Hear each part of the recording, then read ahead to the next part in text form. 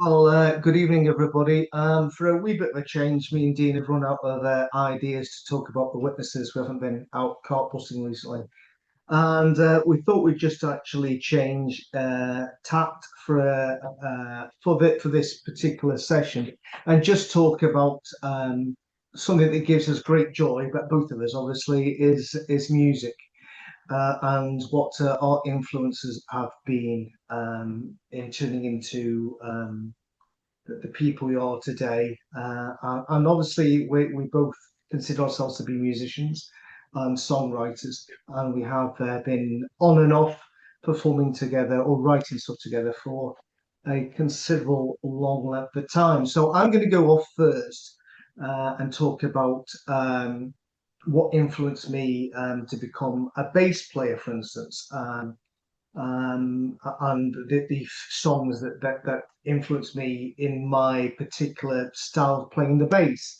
When I was growing up at home, um, there were a few musical instruments in the house. We had a pair of bongos with bushes. I remember playing to Glenn Miller's "In the Mood." Sounded like shit.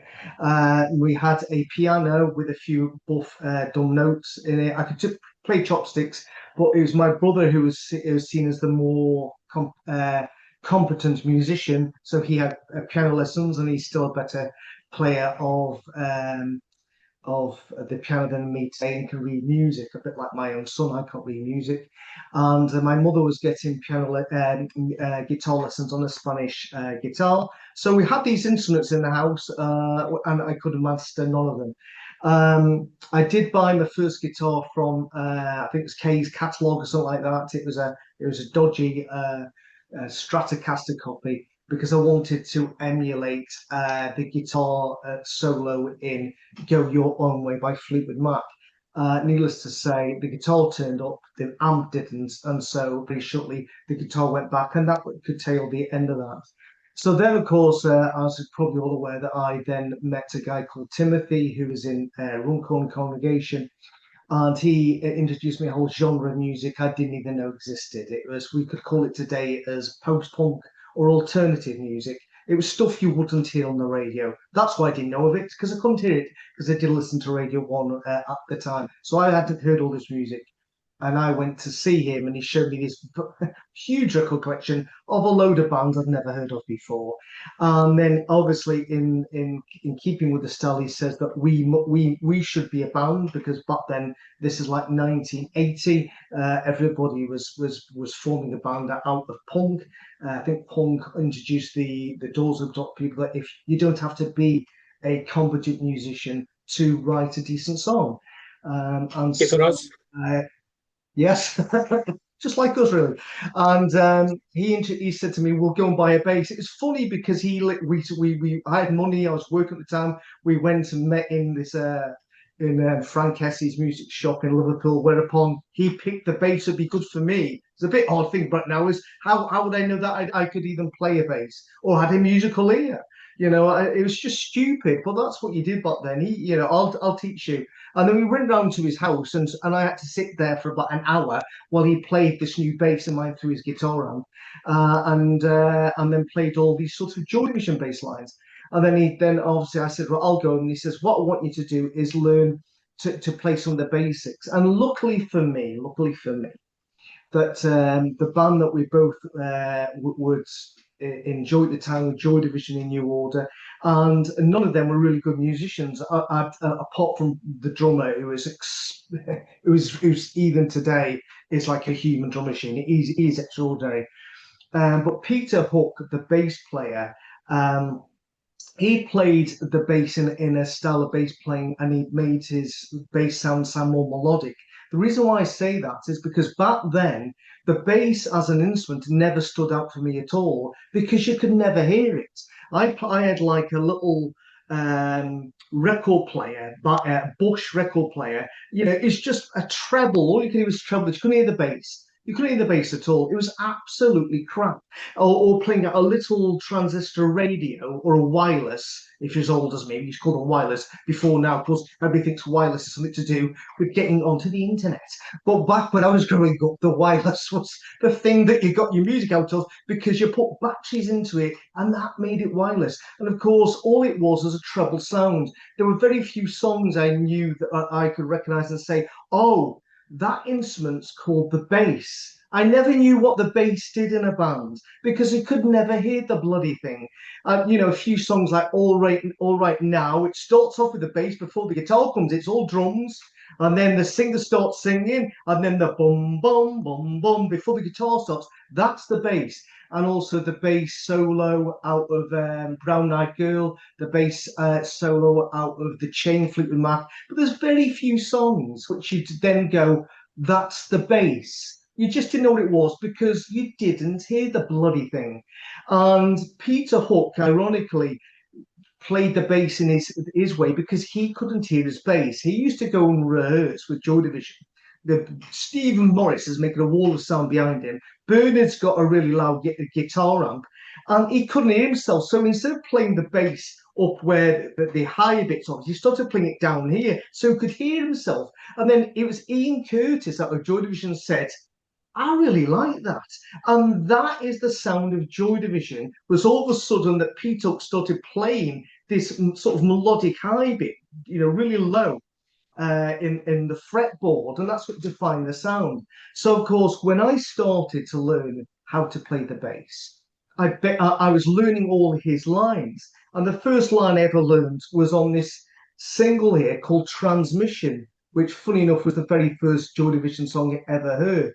And if you ever listen to the bass line of Transmission, funny enough, I just happen to have a bass guitar here. It's just that it really is just a case of doing this.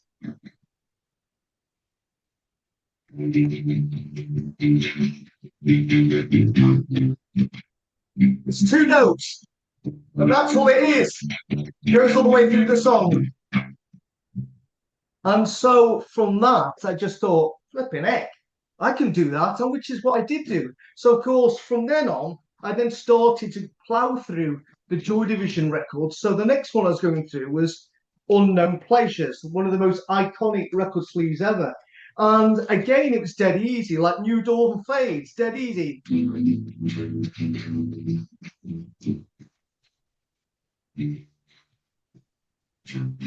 4 notes.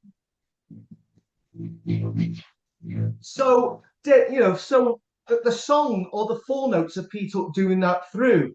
But then that's not my style playing now. What changed it for me was a song on Closer, Joy Division's second album. The song was called 24 Hours. And you can tell that the song is written by the bass.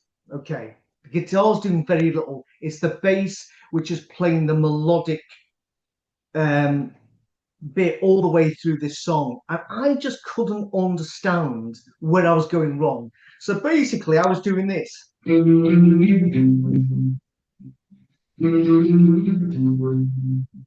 there was something missing, and I kept on playing this, and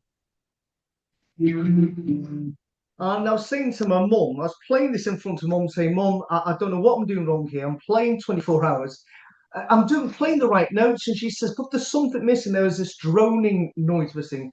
And then out of frustration, I accidentally hit this string here, which is the D string, while I was playing that lead. And then we got this sound. Playing it with a drone.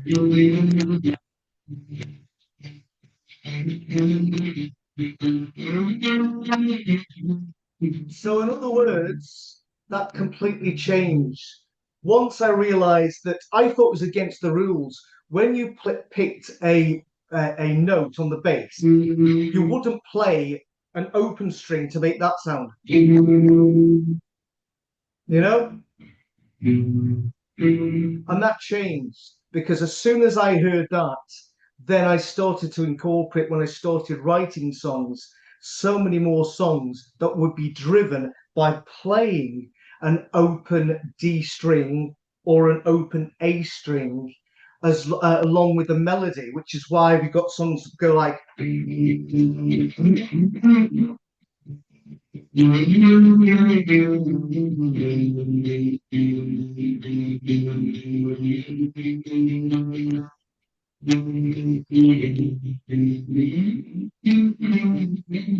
So I then started playing songs using the droning of that, because all of a sudden if you're at home playing bass and just picking out,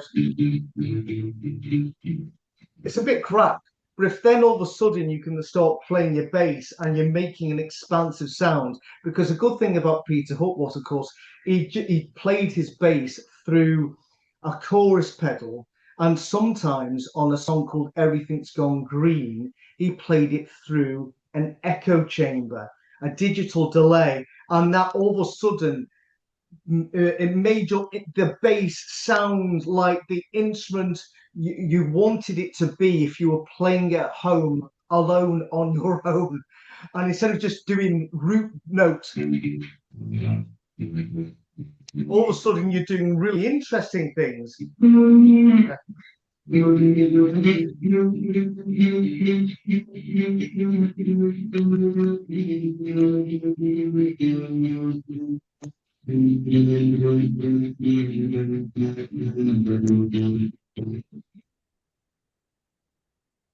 Or hitting two notes, as in the beginning of What Says Apart. You know, it was Peter Hook's bass playing style. Totally. If I hadn't got into Joy Division, I wouldn't have written the songs that I did, or the songs that we wrote and played together in Always the Way. It was that making the bass the lead instrument, even when we're coming along with songs which the song had been written, the guitar, the bass would then all of a sudden play a completely different melody and totally change where the song's going. And so I can only therefore doff my hat to Peter Hook, Joy Division in New Order, for introducing this wonderful way of playing this instrument. And still today, although I write a lot more songs now on keyboards, just to pick this up. And when it's, I'm playing it through my guitar amp at the moment, so it's not really going through a chorus and digital delay. But when I play it through my bass amp and play it through chorus and digital delay, all of a sudden it's like, oh my God, you don't need another instrument. You've just written the song right now. It just needs a good drummer to go behind that song, and then a guitarist to come along and put some lays onto that. But that is the song. So that's I'll just state it here and there, that Peter Hook, Joy Division, New Order, the utter influence from my bass playing style, which from 1980 to 2025, that's 45 years, I've been ripping him off all that time.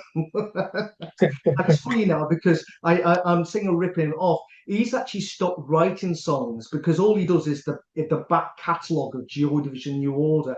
I wish he would still write melodic songs on the bass, but he seems to have decided, I'm not writing any more new material. I don't need to. I'll just go and make my living, doing the Joy Division New Order back catalogue. And I think, unfortunately, the musical world's worse off for the fact that he doesn't write new material using either a 4-string bass, or incredibly, he also plays a 6-string bass as well. Anyway, that's my story. Now we're going to hand over to Dino. Thank you.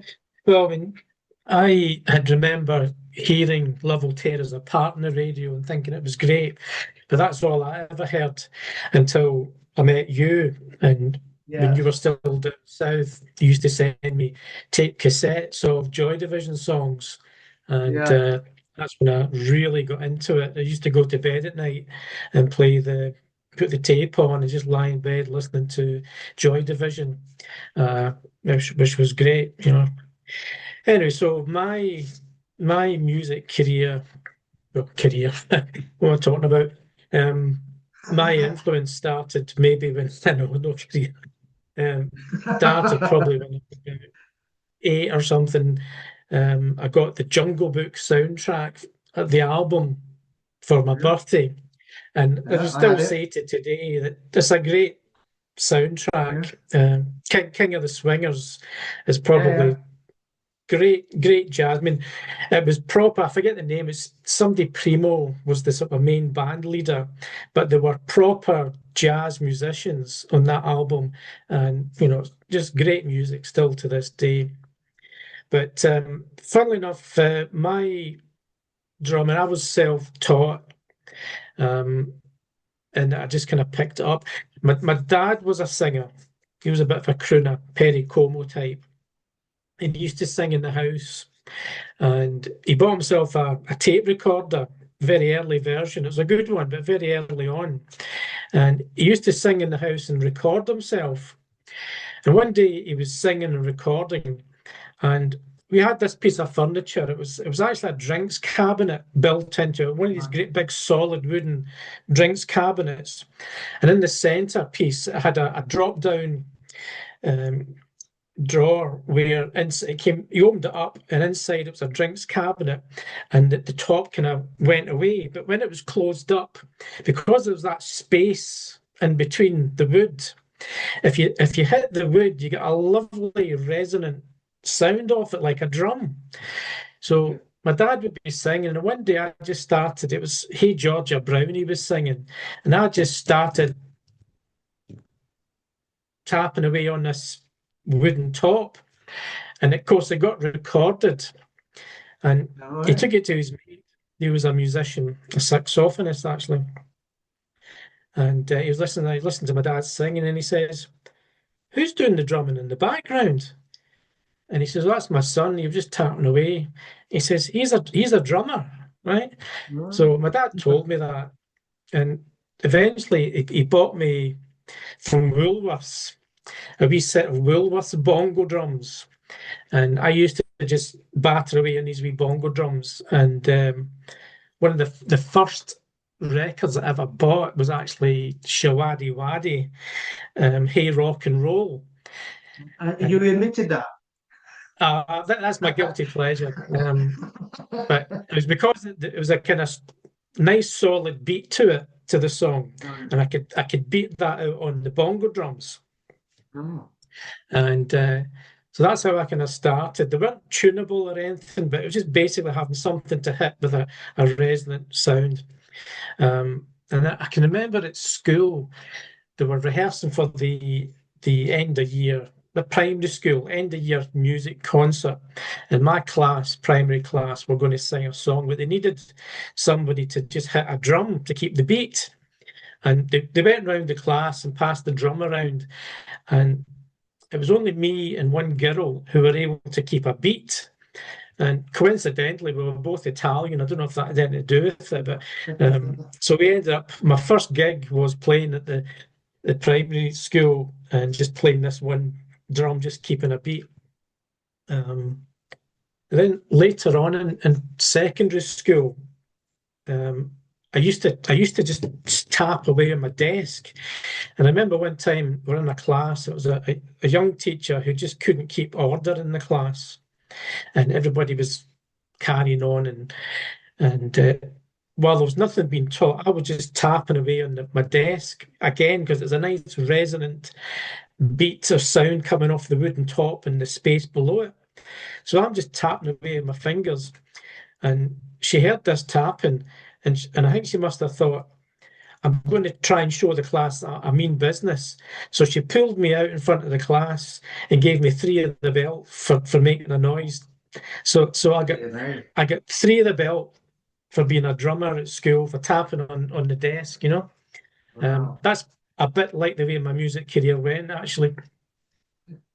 Um, then what was next? Yeah, so after that, I kind of taught myself. I didn't have any drumsticks at the time. Couldn't afford, a young boy couldn't afford even drumsticks. But what we did have, we had a Skittles game in the house, and it had Right. the Skittle. You they knocked the pegs down with the ball and the chain. And the Skittles had that kind of pole that came in two halves, and you split them in two halves, and they looked like drumsticks. And that's what I used. And I used to listen to the wireless on a Sunday night, the radio, and it was the singles countdown. And I'd sit on the settee and I'd get some of the cushions down as if they were like tom-toms. And the main settee would be the snare, and up above would be the cymbals. And I used to listen to the radio and just hit the settee and cushions as if I was playing a drum kit. And that's basically, I did that for about 3, 4 years. So that's basically how I learned to play the drums. Only problem was when I eventually got on a real drum kit, because I'd been playing on a settee, I wasn't doing anything with my feet. So I didn't know how to, when I got into a drum kit, I didn't really know how to integrate the feet, the bass drum pedal, because I'd played everything just with my hands. So that was really, really strange. Just trying to kind of work that in. But that's unconventional way I learned to play the drums.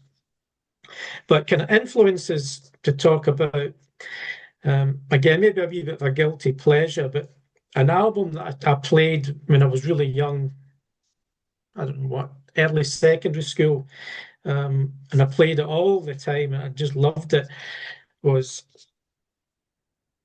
Hey by I don't know if you can see that, the Glitter Band.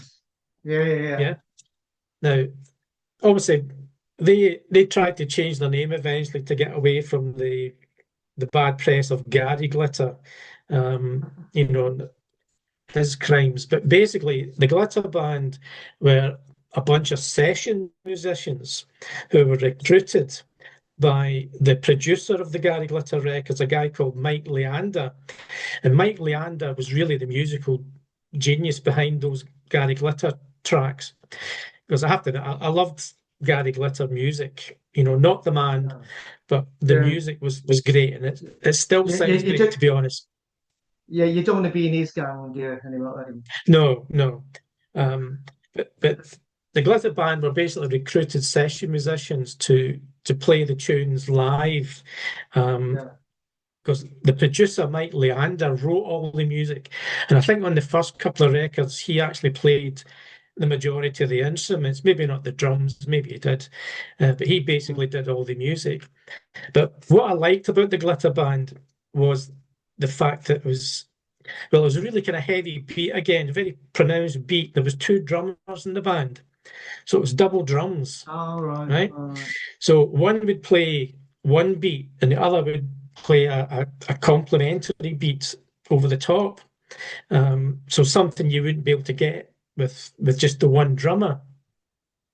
Plus, they also used the saxophones, and a lot of the music, particularly in this first album called Hey, a lot of it is very late 50s, early 60s rock music, modernized with a modern sound, but it's basically old rock and roll, with the double drums and the saxophones. And the other thing is, see the Gary Glitter records and their records as well, the guitar sounds quite distinct. And I saw something on video where Jerry Shepherd, the guitarist, was saying that the secret was he tuned his guitar, or Mike Leander, the producer, did, tuned all the strings in the guitar to A, right? So all the strings were tuned to A.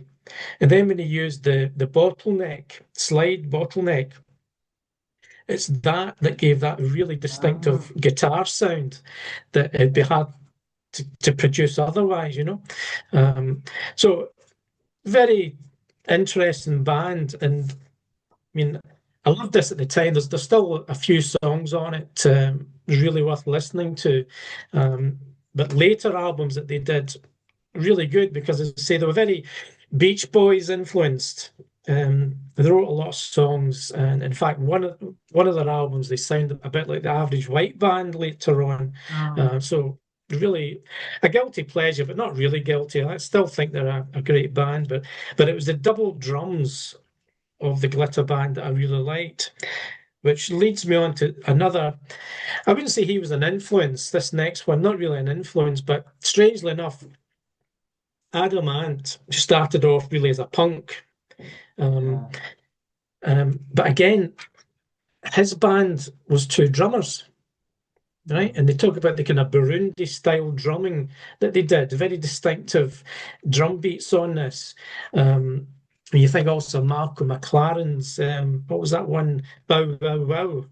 Yeah, in fact, it was Adam Ant. Adam Ant's band left Adam Ant, and they went to join Bow That's, Wow Wow. you're So right. That's right. That's exactly it. So yeah, very distinctive drum sound, again, with the double drummers, which I really liked. And again, I mean, I like a lot of Adam Ant stuff, but I mean, Stand and Deliver and what's the other one? Prince Charming. I mean, they're great, great pop music. And funnily enough, I saw a video where he appeared on stage with the then version of what was left of the Glitter Band, and he came on and he performed a couple of songs with the Glitter Band, and he pointed out that obviously he was a fan, and all right. his double drummers was influenced by the Glitter Band, so that sound very very prominent. Um, so that's where I kind of started with my drumming. Although I would go into other things maybe we can talk about another time, into sort of punk and new wave that really get into. But while we're talking about that, I've got a wee story that maybe ties in with the JWs actually, All right. which might be of interest. When back in there, after I'd been a pioneer for about a year or two, I suddenly came up with the idea, why not maybe go to Bethel, right? All right. So I actually applied to go to London Bethel at one point, All right. and so basically you filled in the application, and what would happen was when this with circuit overseer would come round, he would go over the application and decide whether he was going to recommend it for you All to go to Bethel, right? So anyway, the circuit overseer came. I can't remember his name, but I can remember his face vividly. Again, one of these circuit overseers, a man of very few words, um, to the kind of general publishers, you know. Um, anyway, one day during the week when he was there, I went out on field ministry with him, and I was told that the circuit overseer is going to work with you. So I says, right, right. okay. So he goes out, was doing a few doors, and then we're on a doorstep, and he says to me, "Yeah, so I see you've applied to go to Bethel," and I says, "Oh yes, yes, I want to fancy going to Bethel," and then I kind of realised that this was my interview he was going to Can we do. just stop? Can you just stop for a second? When was this? What year and month do you remember? Well, 82 baptized, so probably about 84, maybe 84. Is this before I'd moved up? Probably just before you'd moved up, yeah. Okay, Yeah, right. yes, it Okay, would have fine. done. Right, It would have done. right. Well, actually, about no, I tell you what, it probably was you had moved up. This was probably after I left the band for the first time, because remember there was a bit of a hoo-ha in the congregation about us having a band. Yes. You see, Yes. Yes. even though we were writing our own music, and Yes. basically, as I said before, we were writing things that was very much influenced. It was our Kingdom Melodies, I feel like, a Yeah. cool Kingdom Right. Melodies. Yes. So despite that, it was very looked down upon, very frowned upon. So yeah, probably been the year, probably been 85 then, late Okay. 84, 85. Okay. 85. Yeah. Okay. Right. We'll carry on. Um, but rather, I was thinking about it, rather than him pulling me aside at some point or coming to my house or me sitting down with him in the Kingdom Hall to have a chat and have an interview maybe about it, he just decided, well, I'll just speak to him on a doorstep about his application, you know. Okay. So he turns to me and he says, "Yeah, yes." He says, "I hear you like your music. Something about a band." He says, "So you're Dino, the demon drummer." Is what he said to me, and I thought to Oh myself, my God. I think you've already made up your mind, haven't you? The demon drummer, you Oh, know. that's terrible. So basically, he'd obviously spoke to some elders, and they said, "Oh, he's one of these brothers in the hall that've got this band. They call themselves Always the Way, and they're writing their own music." Um, so the Oh, inference was, by the fact that you're writing and playing your own music, you were some sort of demon, yeah. and it was bad. It was looked down upon. And I think he said to me something about it might be a bad influence to have a brother in Bethel listening to music or wanting to play music. Now, Yeah. obviously, he didn't know Hank Marvin very well, Right. clearly. Um, Partly for Hank Marvin, Wow. it was fine, it's okay. But yeah, Yeah. but being a drummer actually stopped me from going to Bethel. But then again, that was maybe a good thing because that probably would have really ruined my life going to Bethel. Um, you know. But Wow. Have you been to the Bethel? Did you ever go to the Bethel? yeah, we were talking about this recently. It was Mill Hill in London, wasn't It it? was Mill, yeah, but did you go down for a congregation visit to Mill Hill? I did. Went down. A bus load of us went All down. right, okay. Right, well, I've got a good story about that. We haven't got enough time to do it today, but I think we should do maybe not next week because I'll be in Lanzarote next week. But the All following week right. after that, maybe we should do our two experiences of what we thought when we went to the old Bethel at Mill Hill, which is I think in part of London. I don't know, can't remember. Mhm. Wimbledon area or somewhere like. I can't remember what it was. But anyway, yeah, we do that because I've yeah, it's funny enough. When I went to the Bethel, what I saw down there completely did me head in, and what I thought I'd see when I went down there to what I actually saw down there, and all the stories that we subsequently heard about what actually does go down in the Bethel with some of the brothers getting on famously with other brothers. So when he Oh dear. so Mhm. maybe if you've gone to the Bethel, it might turn you completely gay. So maybe you dodge the gay bullet there. Yeah. So That's one there. Yeah, I was also thinking. I know you've done a video in the past about the infamous record burning in there. You oh did yes, you did one some years ago, which I watched. I was thinking that yeah. we could maybe have a wee further chat about that Oh, because there's well, yeah. We should do because we could get your story as a person who was part of the carnage, and I wasn't. I was just I was post the event. Obviously, I wasn't really there, so it would be nice to get your side of the story. Because yeah, it would do. Yeah, if you can give us that story at another time as well. So yeah, yeah, well, there you go. Right. Anyway, so like I said, this time next week I won't be sunning myself in Lanzarote because it'll be dark at 8:30. But I am going to Lanzarote on Saturday. So I'll if we can do our Mill Hill stories, you know, a week this 2 weeks from this week, anyway, whether it's going to be Tuesday or Wednesday.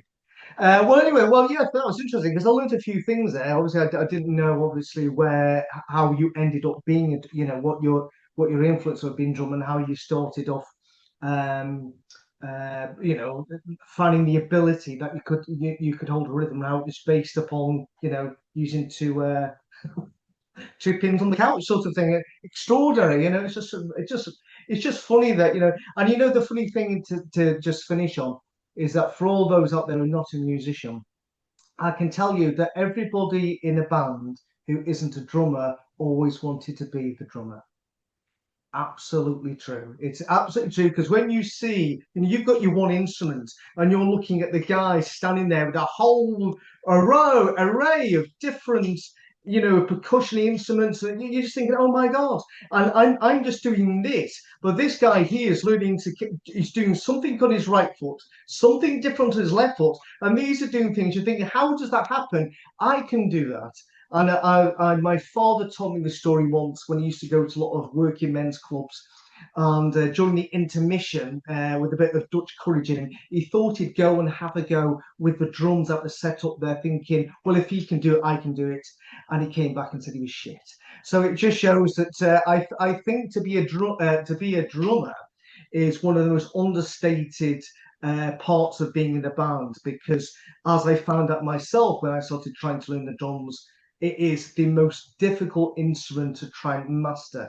And it's only post working with Dino that I've actually come to appreciate, when I've listened to the subtleties on some of the songs. And if you want to listen to them, there is in fact, I might put it in the description. There's a fantastic sort of demo version of a song that Dino wrote the lyrics to, called Control. If you listen to the drumming on this, it is just quite simply stunning. So I'll do that, because it's only when, you know, because when you're in a band, you're too busy concentrating in your own bit. It's only like afterwards you listen back and thinking, after you've got past the fact you listen to your own bits and critiquing your playing ability, that you listen to what the drummer's doing, you're thinking, my God, that's quite incredible. So yes, I do. I doff my cap again to Dino here to say, Thank you. and having worked with other drummers, that Dino, some of his drumming is absolutely extraordinary.